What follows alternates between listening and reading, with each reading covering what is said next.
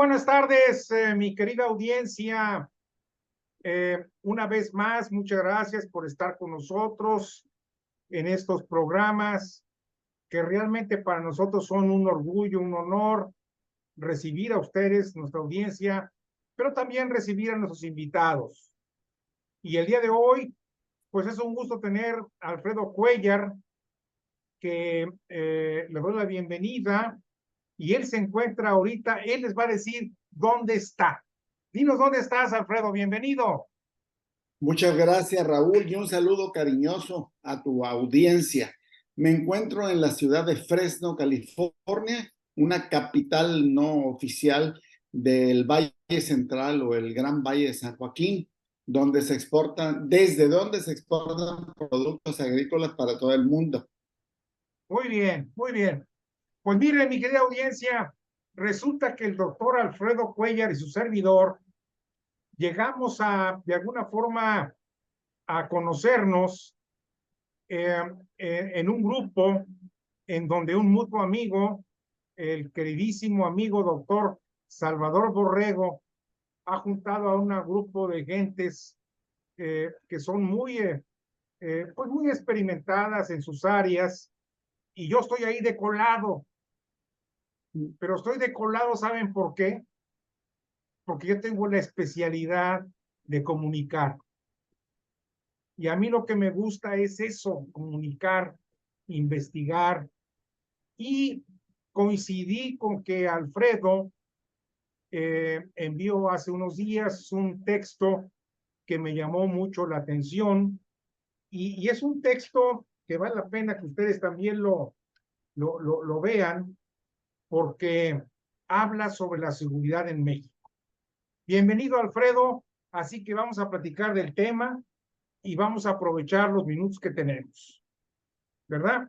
Oye, Estamos ¿qué listos. referencia en ese texto a Manuel Cavazos Lerma, que fue gobernador de Tamaulipas, pues si mal no me acuerdo, allá en los años finales de los 70, de los 80 más o menos? Correcto, sí, así mismo fue. Sí. Fíjate que es muy buena pregunta la que dices. Bueno, la aclaración que hace de que yo lo menciono, porque gracias a la actual administración de la 4T, que es muy controversial, se han puesto nuevos estándares, estilos de gobernar, estrategias del Estado que nos obligan a reevaluar a todos los anteriores. Originalmente, la administración de Manuel Cavazos fue vista como una administración en la cola del PRI, prácticamente. Es decir, alcanzó la madurez el PRI como un instituto con muchos ejemplos de corrupción, y para mayor desgracia del mismo Manuel Cavazos, lo siguió Tomás Yarrington, todos de Matamoros, Manuel de Matamoros, Tomás de Matamoros, yo de Matamoros. Pero Tomás resultó un verdadero truán. Yo creo que el resto de su vida no le va a alcanzar el tiempo a Manuel Cavazos de haberlo apoyado. Era aquella época en que era prácticamente imposible ser un gobernador si no te apoyaba el actual. Era una forma de perpetuación de estilos y modalidades de gobernar que tenía el PRI. Entonces, pues Manuel Cavazos fue siendo estigmatizado.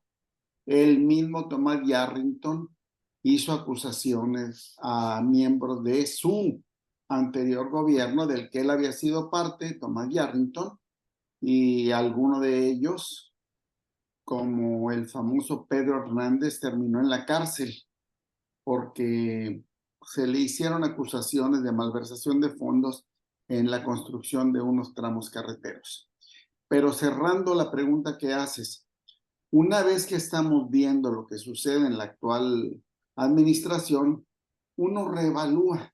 En efecto, fue Calderón Hinojosa el que inició esta guerra contra los narcos y que fue el detonador de la violencia que existe y fue el archivillano que lo culpa a Andrés Manuel López Obrador como el principal arquitecto que usando el Plan Mérida y la ayuda de Estados Unidos se lanzó contra los narcos, o realmente fue una persona que intentó ser un Berkeley como el de El Salvador y le fue mal porque no pudo hacer el trabajo, fracasó el plan.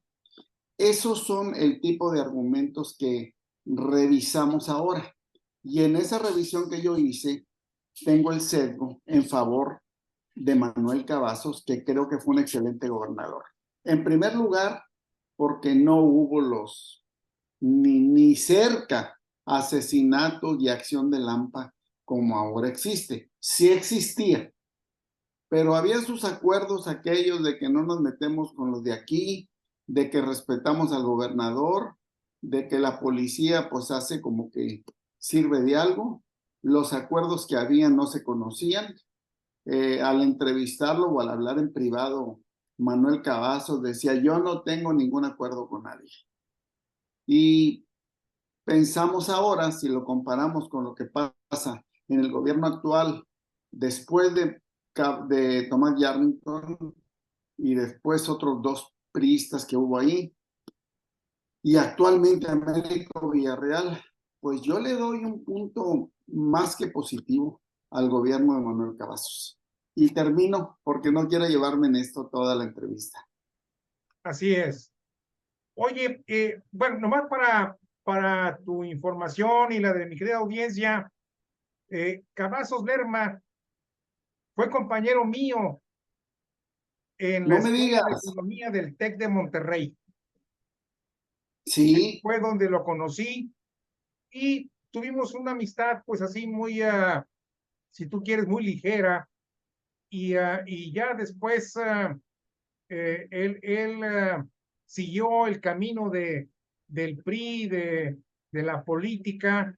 Yo me dediqué sí, a otras actividades, pero siempre lo recuerdo con mucho afecto y además tengo su imagen muy grabada, porque él era corto de estatura, chaparrito, sí, chaparrito, y a veces llegaba con su sombrero sí, tamaulipeco, y sí. entonces ahí ya sabrás, los muchachos y las muchachas, por supuesto yo no,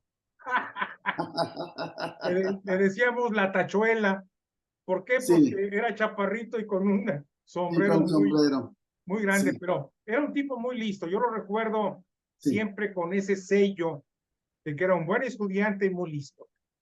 Y Oye, déjame, en el análisis que tú haces, Alfredo, hablas con mucha precisión que hay una gran diferencia entre lo que es vamos a llamar la percepción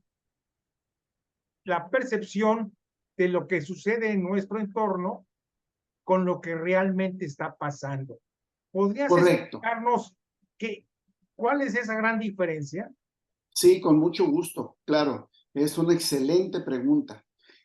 Y fíjate que los gobiernos amañados, como son todos los gobiernos, usan esa diferencia muy notablemente. La percepción de la realidad respecto a un tema, en este caso que nos ocupa, la seguridad, se ve afectada por múltiples factores. Se ve afectada por tu simpatía al actual gobierno, se ve afectada porque recibes a lo mejor la compensación que da el actual gobierno para adultos de la tercera edad o adultos mayores, se ve afectada porque tengas un pariente que trabaja en las fuerzas de seguridad, se ve afectada porque te mataron un hermano, te ve afectada porque secuestraron a tu papá, se ve afectada por muchas razones. Entonces, al preguntarle a una persona en encuestas sobre, en tu opinión, del 0 al 5, del 0 al 10, ¿qué calificación le pondrías a la seguridad en México? Y entonces tú le pones una calificación con esos sesgos. Eso no tiene nada que ver con los cifras sistemáticas de aumento de muertos, aumento de robos, aumento de secuestros. No tiene nada que ver. Pero además, también no es posible que le demos también tanta importancia a esos números, porque el 80 o 90% de esas estadísticas las presentan agencias del gobierno, y las agencias del gobierno se ven sesgadas. El jefe te llama y te dice, ay, no la friegues, ¿cómo me vas a decir que ha habido tantos muertos? Bájale ahí un poquito. Entonces, por ejemplo, algunos muertos que había los ponen como muertos del COVID y así le bajan. Entonces, hay una cantidad de mañas, de sistemáticas irregularidades que nos hacen pensar que para realmente hacer un juicio sobre la seguridad se necesita hacer lo que yo hago en mi artículo, usar verdades interpretativas. Es decir, no es la verdad porque yo no la puedo comprobar con números de una agencia que sea muy confiable, pero es una interpretación a pesar de que hablaste con un bolero, leíste una noticia por ahí, viste una entrevista como la que me estás tú haciendo, y de esa manera tú sacas una verdad y la presentas a un público para que se oriente más. Bueno, a final de cuentas, yo creo que acabas de tocar el tema central en este manejo de comunicación, porque ciertamente yo no conozco todavía ningún gobierno, ni en México, ni en Estados Unidos, ni en Canadá, ni en Europa, ni en ningún lado, que sea realmente honesto en el manejo de las cifras. Y eso es doloroso, porque a final de cuentas se está engañando, Alfredo, se está mintiendo. Y en el caso del gobierno de México, el gobierno de López Obrador, hay un lema que don Andrés Manuel ha manejado desde la campaña hace mucho tiempo, que dice, no mentir, no robar, no traicionar. Y lo peor de todo es que con todo este sistema de mentiras a la información, está engañando y está traicionando. Eso para mí es muy delicado, pero es un aspecto conceptual. A mí me gustaría irme más al aspecto de la realidad, porque el gobierno no lo va a reconocer. Tú dices en tu texto que el problema de la violencia en México y seguramente en el mundo es multifactorial, ¿verdad? Hay muchos elementos que se conjugan. ¿Podrías, así en un resumen muy descrito en tus palabras, decirnos por qué lo llamas multifactorial y cuáles son esos factores? Con mucho gusto. Es multifactorial porque son muchos los factores que intervienen en que finalmente exista inseguridad o que los niveles de inseguridad, perdón, o que los niveles de inseguridad se vean afectados de una u otra manera. Por ejemplo, la proximidad con Estados Unidos. El asunto de la droga implica una demanda de personas que por adicción, por recreación, por gusto, por moda, la consumen. Y mientras haya alguien que quiera un producto, se le van a acceder. Es decir, el manejo que ha utilizado los Estados Unidos de combatir ese gusto o esa adicción en lugar de reconocerla y de hacerla legal, que hay muchos estudios que mostrarían que sería no el mejor camino, pero uno mejor que el que existe ahorita, es una realidad en México, teniendo esa frontera. La otra es que México tiene ya varios años puesto en los niveles más altos de corrupción. Existen agencias internacionales que se las arreglan para medir el nivel de corrupción, no con preguntas a la gente tanto como con evidencias. Y entonces están la corrupción que interviene mucho. No hay ningún tráfico de drogas o contrabando que pueda existir sin el involucramiento de autoridades.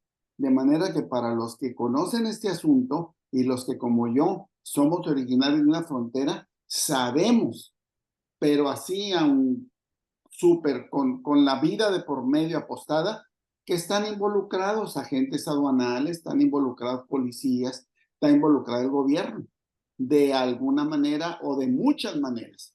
Está la administración de la justicia, es otro factor que interviene mucho. Están saturadas las cárceles de México no son gobernadas por la autoridad, son manejadas por la misma delincuencia, no importa lo que digan, y los jueces se ponen al mejor postor, siempre interviniendo con demasiada frecuencia en favor de los bandidos a cambio de cantidades o de protección que les den. Perdón, Alfredo, los factores. una pregunta.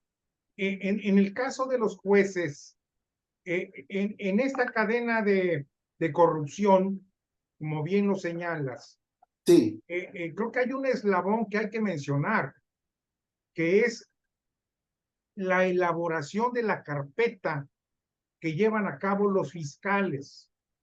Y esa elaboración de la carpeta ha quedado demostrada por muchas ocasiones, por miles de ocasiones, que está mal elaborada. ¿Para qué? Para que después el juez pues, simplemente pueda decir, pues no hay razones jurídicas, ni datos, ni elementos, ni nada, queda en libertad. Para ti, ¿qué es más importante? La elaboración de la carpeta por la fiscalía, ya sea de los estados o la federal, o la resolución del juez. Las dos son muy importantes y en las dos estamos fallando. La concepción más importante es hacer reformas trascendentales. Desgraciadamente, fíjate, el presidente de El Salvador, Bukele, es el más altamente evaluado funcionario del mundo. Tiene índices de aprobación del 96%. Eso es insólito, es decir, es un hombre que la gente lo adora porque se fue fuerte sobre la criminalidad. En Italia, donde tenían problemas extraordinariamente iguales y hasta peores, se hicieron reformas a niveles que los jueces salían con careta y fuertemente custodiados por los carabineros para que no fuera posible que se hicieran venganzas. Se fueron fuertes sobre la mafia. No está toda controlada, pero digamos que en un 80% sí. Es decir, uno de los problemas de los malos gobiernos, como el que actualmente tenemos, desgraciadamente, y los que tuvimos antes, que también desgraciadamente los tuvimos, es crearle a la gente un sentimiento de desesperación de que no tiene solución algo. Fueron culpables los anteriores. Los jueces son corruptos, los bandidos son muy poderosos, los gringos tienen la culpa. No, no, no, no. Todo tiene solución. Un buen gobierno da soluciones, no da pretextos, aunque le duela al que le duela.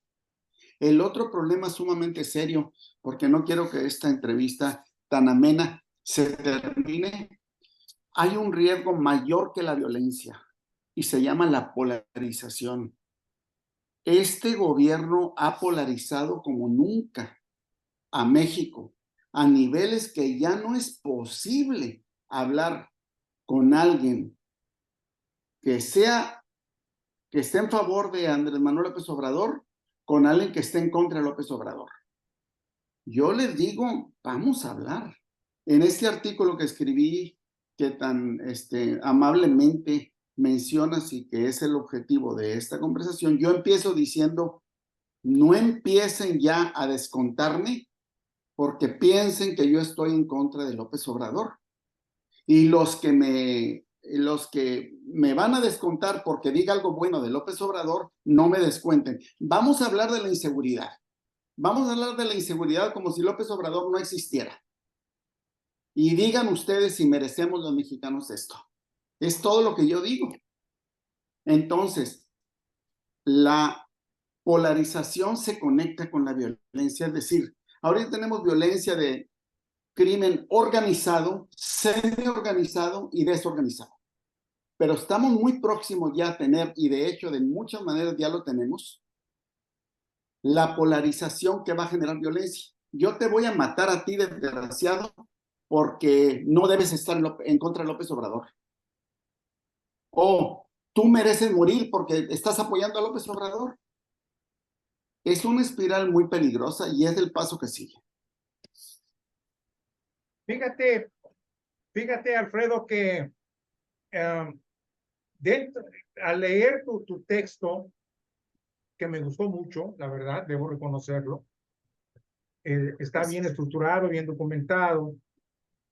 Para mí, el mensaje de tu texto, que es el que yo capté, no quiere decir que todo el mundo lo haga. ¿Sabes cuál es? Casi al final, si mal no me acuerdo, casi al final, tú por ahí dices otros datos, otros informes. Yo tengo otros datos, otros informes. Abrazos, no balazos. Culpar a la oposición no cambia la realidad. Eso.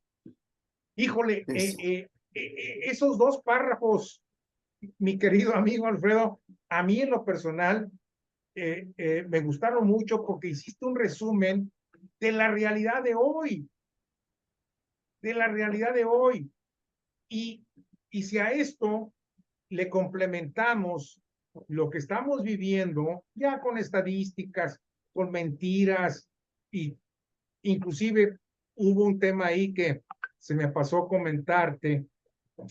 También hay una gran cantidad de delitos que no se denuncian. Sí. ¿Verdad? Y esos hay que sumarlos a las estadísticas. Sí. Y eso sí. también ocultar información. ¿Verdad? Correcto. Pero bueno, a lo que yo me quiero referir en este momento, Alfredo, es que esta parte que tú tocaste, después le pones un envoltorio con un moño en el cual pones una serie de ejemplos de lo que sucedió en tu natal Matamoros. ¿Por qué no nos platicas de eso, Alfredo? Con mucho gusto. Permíteme un instante, hago un receso rapidito, una urgencia que tengo.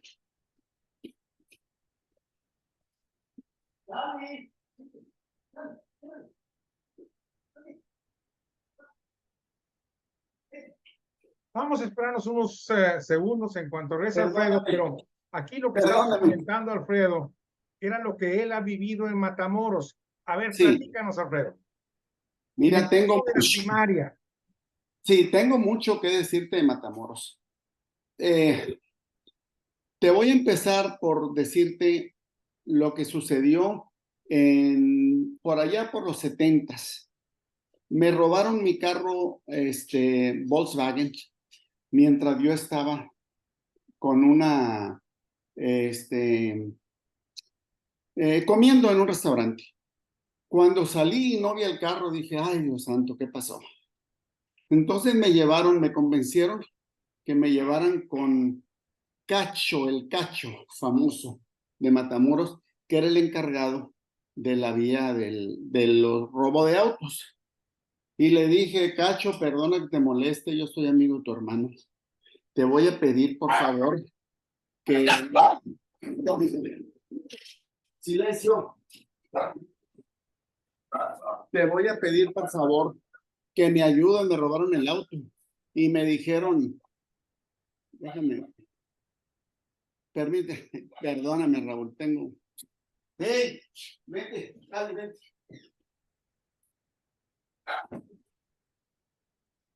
Y dijo, no puede ser, profe, aquí no le robamos a los locales. Le dije, pero a ver, Luisito, a ver, fíjate, lleva al profe a que vea los carros robados. Y entonces me llevaron a 20 bodegas. Cada bodega tenía no menos de 100 carros. Y me decía el que me ayudaba ahí, profe, ya, agarra el carro que quiera, al Cacho no le va a importar. todos eran carros con placas de otros estados o con placas americanas. Al final llegamos y le dije yo, no hombre, esto no lo voy a hacer yo porque ¿qué tal si me encuentran los dueños del carro? Entonces regresé con el cacho, le dijeron, no, profe, fíjese que no lo encontramos. ¿Cómo que no lo encontraron? Y se acerca ahí una chichín que le dice, deben ser los de San Luis que llegaron. Ah, sí, esos desgraciados. No te preocupes, profe, mañana le tengo su carro. Al día siguiente me levanto y estoy leyendo yo en la prensa. 2 torturados le cortaron los órganos genitales, se los pusieron en la boca y los enterraron en la playa Lauro Villar. Y en eso suena el teléfono. Profe, ya le tenemos aquí su carro. Ese era el Matamoros de los 70s, donde te conocían, respetaban a la gente, la autoridad no servía y no ha servido nunca, pero era así como funcionaba. Ahora hay una infiltración en todo, inclusive los relatos que yo hago ahí, de que para entrar en la Facultad de Medicina de la Universidad Autónoma de Tamaulipas, tienes que pagar 5,000 pesos en aquel tiempo. Te estoy hablando de hace unos 10 años. No ha cambiado Y nada, mi querido Alfredo. Al no, contrario, yo creo que se ha empeorado totalmente. ¿sí? Y Ha las escuelas empeorado. públicas de primaria y secundaria se ponen media cuadrantes y le cobran 10 pesos a los niños para entrar, los hijos de los bandidos. Saben los directores, saben los inspectores, saben los profesores, pero no se quieren meter en problemas. Y la mejor prueba de lo que Ven a estamos una hablando persona. ahorita fue lo que sucedió en Matamoros hace escasamente unos meses, cuando de repente unos 5 norteamericanos cruzan la frontera en Matamoros, ingresan a esa ciudad y de repente son secuestrados. Y dos de ellos ejecutados, los otros 3 secuestrados. Según dicen ellos, iba nada más acompañando a una mujer que le iban a hacer alguna operación estética, pero la verdad es que Sí, iban a buscar droga, sí. ¿verdad? Recuerdo el Y se caso arma el perfectamente. escándalo internacional, no solamente nacional, y entonces a los 3 días, 4 días, aparecen ahí en la plaza de Matamoros los 3 sobrevivientes, ¿verdad? Con un cartel que no recuerdo ni lo que decía. Y entonces se les atiende ahí por parte de las autoridades, se les checa si están bien físicamente y se les devuelve a las autoridades norteamericanas. Y no se sabe qué pasó, Sí, no se sabe qué sucedió, por sí, qué los devolvieron. Ah, no, ya me acordé. ¿Cómo se llama? El letrero decía, no, a los otros pocos días sí, aparecen ahí en la plaza de Matamoros, creo que eran 3 o 4 ejecutados, que decían ellos fueron los que mataron a los sí, americanos. correcto. ¡Qué Sí, eficiencia! ¡Qué honradez! ¡Qué forma tan ética de manejarse! Perdóname la sí. ironía, pero No, estoy muy no de lo puedo ver acuerdo. de otra forma. Para mí Sí, hay una conexión, hay una complicidad entre las autoridades y el crimen organizado.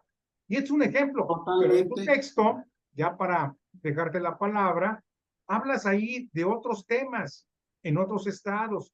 Tal es el caso de Michoacán, Sí, donde el crimen organizado controla a los limoneros, a los aguacateros, y todo con un derecho de piso. Y les dan permiso para a qué horas hacer la cosecha y a qué horas empaquetar y a qué horas subir a los autobuses, a los tractocamiones, transportar. Para mí, y esa es mi última pregunta que quiero hacerte en esta entrevista, yo en lo personal sí creo que hay una colusión, una complicidad entre las autoridades y el crimen organizado. ¿Tú qué opinas, mi estimado Alfredo? no hay ninguna duda. De eso no hay ninguna duda. Ya te lo dije, hay muchos estudios extraordinariamente bien documentados que muestra que la corrupción no existiría si no hubiera complicidad, el bandidaje no existiría si no hubiera complicidad. La impunidad que existe es increíble. Fíjate, ahí mismo en mi artículo menciono yo, de 100 delitos que se denuncian, que ya antes explicamos por qué los que se denuncian solamente es una fracción muy pequeña de lo que realmente pasa. El 0.09% es resuelto entre comillas. Llámese que lo resolvieron golpeando a unos, haciéndoles firmar que son culpables de algo, o llámese así como tú lo describiste, que el mismo crimen organizado te pone a los que cometieron el error de agredir a los americanos, confundidos por haitianos y de otro cártel, y eso es lo que se resuelve. Entonces, un delincuente dice, si yo cometo algo, si yo mato a alguien, si yo secuestro a alguien, si yo me robo algo, hay menos de 99% de posibilidades que me pesquen y que yo termine en la cárcel. Y aún si termino en la cárcel, ahí mandan mis amigos o los bandidos a los que yo pertenezco. Y en un tiempo salgo o ya me dedico a otra cosa. Es un problema muy complejo, por supuesto. Reitero la respuesta. No me cabe ninguna duda y a ningún especialista le cabe de que la corrupción, el bandidaje, tiene fuerte involucramiento con las autoridades competentes y no competentes. Antes de que concluyamos el programa, me gustaría preguntarte, ¿estás tú convencido de que el crimen organizado se ha venido armando en forma muy sofisticada, de tal forma que actualmente ya no solamente cuenta con la violencia, cuenta con las armas, cuenta con las drogas, cuenta con los halcones, cuenta con el abuso del transporte de drogas, sino ahora también ya está sometiendo a las comunidades de muchos pueblos para que se conviertan en fíjate, fíjense bien audiencia, se convierten en su pantalla para poder actuar. ¿Qué nos puedes Y decir así brevemente, mi querido Alfredo? una que se da a entender, pero no mencionaste, cuentan con los especialistas más buenos del mundo, es decir, expertos en bombas, expertos en tecnología, mucho más, porque mientras que en el gobierno se quedan todavía pensándolos y se ajusta a un patrón de autorizado de sueldos o no, ellos dicen, ¿cuánto te va a costar? Ahora ahí va, sale y vámonos. La mayor parte, me acuerdo yo que en la administración de Cavazos le dije, Manuel, conseguí 20 becas para entrenar a la policía en asuntos de bombas y de identificación de secuestros y todo eso. Y dijo, mira, dijo, no vamos a moverle. No acaban de llegar aquí cuando ya los tome el crimen organizado. Entonces, lo que yo veo más peligroso de todo lo que dices es que se va creando una cultura de violencia donde ya nosotros no reaccionamos como seres humanos. Nos encontramos una muchacha siendo secuestrada o violada por un grupo. La reacción de la gente en el 99% de los casos es no te metas porque a ti también te va a tocar. Mala suerte. Están siendo heridos o matados, asesinando a una persona en un momento, igualmente no te metas. Es lo que queda aquí pensar es que la gente en muchos lugares, por ejemplo en las comunidades de Michoacán y en las comunidades de Chiapas, se han empezado a autodefender con las famosas autodefensas. Y es el gobierno principalmente el que los ataca, porque le rompe su esquema. El bandido tiene un trato con el gobierno. Y cuando salen los autodefensas, los bandidos empiezan a presionar al gobierno para, oye, si estábamos tan bien hasta que surgieron estos tipos, quítamelos del... Y si te fijas, que se conoce muy poco sobre eso, todos los autodefensas siguen dos caminos. El gobierno los elimina o se convierten en otro tipo de cártel, Así es, rivales del... así es. Es decir, como el país, nuestro estado, nuestra nación, no ha resuelto el problema de la pobreza, se convierten en caldo de cultivo para que esto siga creciendo. O Sí, sea, conclusión mía, López sí, Obrador no cumplió con su promesa de primero los pobres. es una buena conclusión, Raúl, y no quiero que tu audiencia se quede con la idea de que no tiene solución, porque hablamos de cosas tan catastróficas y difíciles que podemos dejar a la audiencia con una sensación de que no hay rumbos. Quiero que la audiencia se quede con que sí hay soluciones, sí hay ejemplos, sí hay naciones que han tomado otro rumbo Claro. y lo han logrado. Mi querido Lo han logrado. Alfredo, te agradezco mucho tu tiempo. Estos comentarios han sido muy ricos, muy nutritivos para nuestra información. Y le agradezco a la audiencia el día de hoy. Y pues no nos despedimos, Alfredo. Creo que vamos a tener que seguir platicando porque habrá mucho tema por delante. Con mucho gusto, yo le pido perdón a la audiencia porque si no editan bien esto, van a salir los ladrillos de los perros y las emergencias que tuve aquí. Mil disculpas por eso, Raúl, y ha sido un placer y un saludo muy cariñoso, afectuoso, sincero a tu audiencia. Y para Fuerte ti, mi abrazo, mi querido respeto y mi Alfredo. afecto. Gracias.